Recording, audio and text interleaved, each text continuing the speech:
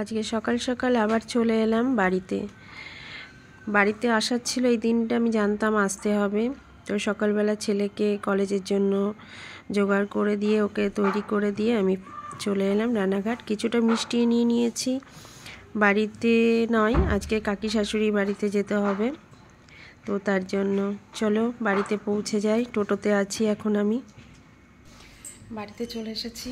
এবার একটু খাওয়া দাওয়া করবো, প্রচণ্ড খিদে পেয়েছে। কারণ আমি যে জন্য এসেছি সেখানে গেছিলাম, তোমাদেরকে আবার দেখাবো কেন এসেছি আজকে আবার বাড়িতে, তো দেখতে থাকো। আশা করি সবাই ভালো আছে। হঠাৎ করে খুব ঠান্ডা পড়েছে, সবার কেয়ার নিয়েও যত্নে থেকো। হয়ে গেছি কাকি শাশুড়ির বাড়িতে গৃহপ্রবেশ, তাই সেখানে যাচ্ছি। মানে পাশেই কাকি শাশুড়ির বাড়িতে আজকে গৃহপ্রবেশ, ছোট করে পুজো হচ্ছে ওখানে, বিষ্ণু পুজো হচ্ছে, তাই যাব। চলো দেখায়। এই দেখো আমাদের বাড়ির সামনে, আমি গ্রামে থাকি, গ্রামের পরিবেশ।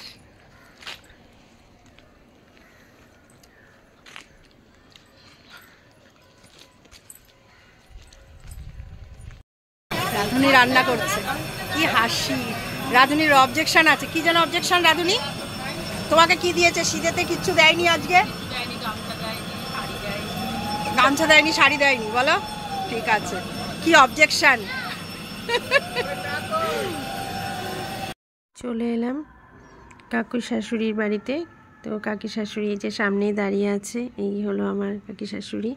আর এখানে দুই জা, আরেকটা মাসি শাশুড়ি আছে, আর ননদ আছে। তারা এখন দুর্বার যেটা লাগবে তিনটে করে সেগুলো গোছাচ্ছে। এদিকে ব্রাহ্মণরা পুজোয় বসে গেছে, আমি একটু দেরিতেই ঢুকেছি, তো এরাই সবাই দেখছি জোগাড় করে নিয়েছে, আমার জন্য কিছুই বাকি রাখেনি।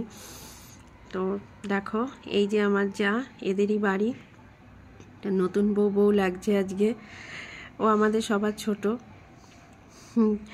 ওকে সব কিছুই আমাদের হাতে ধরে শেখাতে হয়, নিজের বোনের মতন করে। তো ভালো লাগে সবাই যখন একসাথে থাকি। আজকে চলছে দেখো ছুঁচে সুতো পরানোর প্রতিযোগিতা। আমার ননদ এখনও চেষ্টা করে যাচ্ছে সুতো পরাবার জন্য, কিন্তু পাচ্ছে না। দেখি আমার নতুন যা, সে কেমন করে সুতো পরাতে পারে। ভীষণ একটা ইন্টারেস্টিং ব্যাপার। এই দেখো শুরু করে দিয়েছে ও, সুতো পরানো পারবে, ও কাঁথা সেলাই করতে পারে। হ্যাঁ, এই দেখো পেরে গেছে। আমাকে শেষ পর্যন্ত চন্দন ঘষার দায়িত্ব দিয়েছে। ঠাকুরমশাই বলেছে চন্দন যেন একদম গাঢ় হয়, তাই ঘষে ঘষে চন্দনটাকে এই দেখো বাটির মধ্যে রাখছি আমি। কি আর কাজ, কোনো কাজই নাই, সব কাজ করে নিয়েছে। বন্ধুরা এই দেখো প্রথম মালা গাচ্ছে, দেখে বুঝতে পারছো তোমরা? আমার যাকে নতুন করে সবকিছু শেখানো হচ্ছে।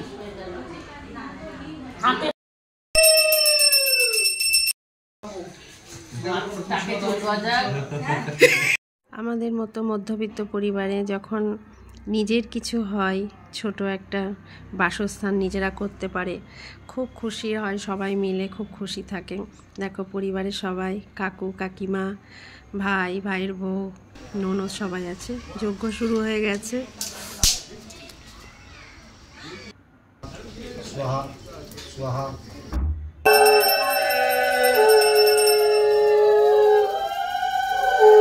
এবার আমরা প্রসাদ খেতে বসে গেছি।